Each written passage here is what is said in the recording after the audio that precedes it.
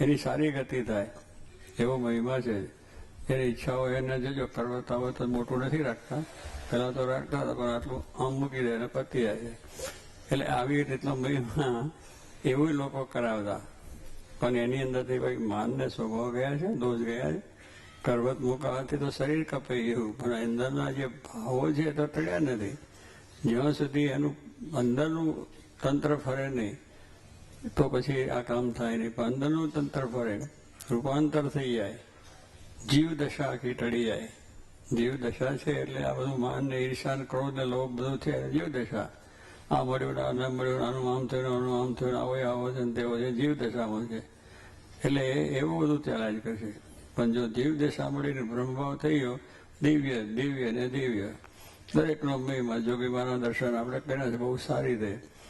એમને કોઈના પ્રત્યેનો જરા પણ લગારા ભાવ નહીં, કોઈ જરાય પણ મોરું બોલવાનું નહીં, કોઈની એવી વાત હોય તો સાંભળવાની પણ નહીં. હા, વાત કરતા હોય તો બંધ કરાવી દે.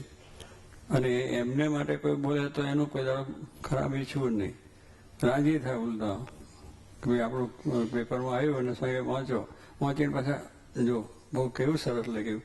આપણે તો કેટલું થાય કે એને ઉડાવો, બીજું કાંઈ નહીં, એને ગમે તે કરીને કરો પણ કોઈ દાડો નહીં.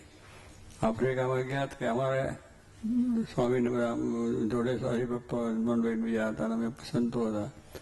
તે આગળ એક પત્રિકા ચાલે કે આ જોગીમાં બંડી આવ્યા છે અને એવા આવા છે ને તેવા છે માટે એમના સભામાં કોઈ જવું નહીં.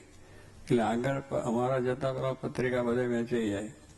હવે જોગીમાનો પ્રતાપ એવો છે, સાચા સંત હતા, એને તો કોઈ એવી પડી પણ નથી. આપણી પત્રિકા ભલે ફરે સ્વામી ગઈ અને એ થાય બીજાને તો વિચાર થયો આના પર કેસ કરી, આ પત્રિકા છપાનો પર સ્વામી કેસ કરીને કેમ માથે પર આપણે ભજન કરો ને શું કેમ હશે, આ કેસને દાવા કરવામાં પાછો આપણો સમય જાય નકામો, માટે ભજન કરો. ભલે લખ્યા કરે મહારાજ છે તેને ખપ છે, આવશે સત્સંગ કરવાને મારશે, પણ એને કોઈ દિવસ એવો વિચાર ન થાય ભાઈ ચાલો એના સમૂહ આમ કરું તેમ કરું.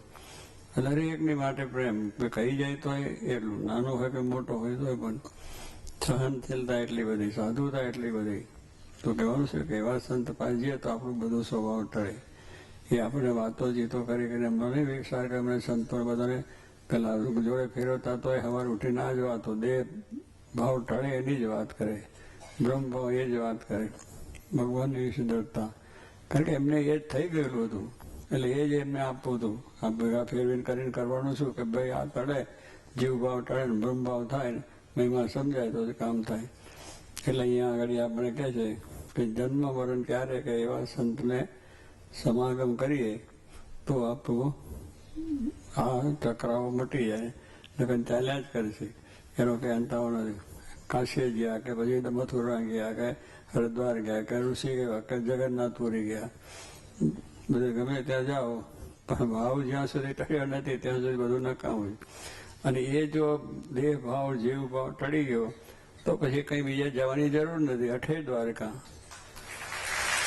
આપણને મળ્યા છે જોગી મહારાજ, શાસ્ત્રી મહારાજ જેવા સંત મળ્યા છે, ગુણાતીત સંત. પછી આપણી અઠે દ્વારકા થઈ ગયું, પછી બીજે જવાનું મન જ થાય નહીં, બીજો વિચાર પણ ના આવે.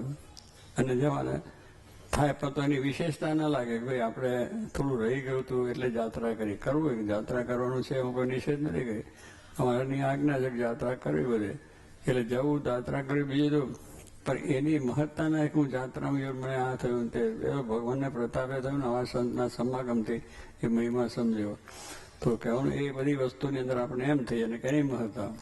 કેટલાક તો હું આરોટે સમ ગબડ યાત્રા કરે ઘણા જોયા છે બાવા બીજા ત્યાં કે એનાથી એમ કે આપણું સ્વર્ગ થઈ જાય. ગબડ યાત્રા કરે પણ એની ગબડ યાત્રા ક્યાં નીકળી, મહી અંધારું છે એનું શું કરજો. એ પાછું થશે કોઈ ગબડ યાત્રા કરતો જરા કહો કે તો ઊભો થઈને લાફો મારે, તારે ગબડ યાત્રાનું શું કામ છે. પેલા માર્યો શબ્દ લાગી ગયો તો તારી ગબડ યાત્રાને કામ છે. એટલે ગબડ યાત્રા કરવાથી કંઈ થતું નથી. લોકો કરે છે એનો પ્રયત્ન કે આમ તેમ, પણ આ મૂળ વસ્તુ છે કે આપણે જો જીવ ભાવ ટાળવો છે, માન ટાળવું છે તો એ સંતના સમાગમથી થાય. સંત મળે તો જ આપણે થાય. અને પછી યોગ પણ સાધે છે બધા ઘણા માણસો યોગની અંદર છે. અત્યારે તો યોગાનું ખૂબ ચાલ્યું છે, પણ એ શું ઘડી બેસે તે ત્યાં લાગે શાંત થાય, જરા ભગવાનનું ધ્યાન કરે થાય, પણ કાયમનું કંઈ જતું નથી. શું ઊભું રહે તો બહાર નીકળીએ એટલે પછી આમ થઈ જાય એ કરવાથી ઘડીક થોડીક મને શાંતિ થાય વસ્તુ થાય. પણ એ યોગ છે જુદો છે જે આપણે શાસ્ત્રો લખ્યો છે, અને એ યોગને પહોંચી જાય તો મોટું કામ થઈ જાય. પણ એ યોગ પૂરો ક્યાંથી થાય? એવા પુરુષ મળે તો જ, બાકી તો એ પાછું કરીએ તો એમાંથી બીજું થઈ જાય. અને સાચા મળે તો શાંતિ થઈ જાય. આપણે શાસ્ત્રીમાના વખતમાં ભાવનગરના જગજીવનભાઈ માસ્તર હતા, બ્રાહ્મણ, અને એ પ્રમાણે એમને મનમાં બહુ સાત્વિક બહુ હતા, એકદમ સાત્વિક. એટલે કંઈ વાંચે બધું એમાં યોગની વાત કે કેમ ના માનો કે મારે યોગ સાધ હોય. એ સાધવા માટે એમને કંઈ તપાસ કરી, ત્યારે એક ઠેકાણે એક માણસ મળે કાંઈ યોગ સદાવે છે, નાયકા કંઈ કામ છે ત્યાં ગયા હતા. એ યોગ સાધ્યો અને સાધતા પછી કુંડળીઓનું બધું કરવું પડે ને, એમાંથી પછી કુંડલી આમ ને ભલે આમ ફરી ગઈ, ઊંધી ફરી ગઈ, એટલે થઈ ગયું. એટલે શું થયું કે એમાં સાધતા બળતરા ઉપડી એટલે શરીરમાં રહેવાય ને એટલી બધી બળતરા થયા જ કરે, બધા થયા, ખાવે પીવે ઊંઘમાં બીએ બધે બળતરા થઈ, બહુ દુઃખી થઈ ગયા યોગ સાધનામાં. કારણ કે પેલા મહાત્મા જે મળ્યા છે ને એને એટલો બધો સાધેલો નહીં, આ તો એમને જાણ્યું કે સારો છે, સાધવા બેઠી ગયા. એટલે એમ બળતરા ઉપડી. પછી કેટલો મહિનો 2 મહિના એવું થયું. પછી બધા ઘણાને પૂછ્યું કોઈ બાવાને બીજા ત્રીજાને દવાઓ બવાઓ કરી, પણ કંઈ થયું નહીં. પછી કોઈ કોઈ મળી ગયા આપણા સત્સંગી, એમણે કહ્યું આ શાસ્ત્રી મહારાજ બહુ મોટા પુરુષ છે,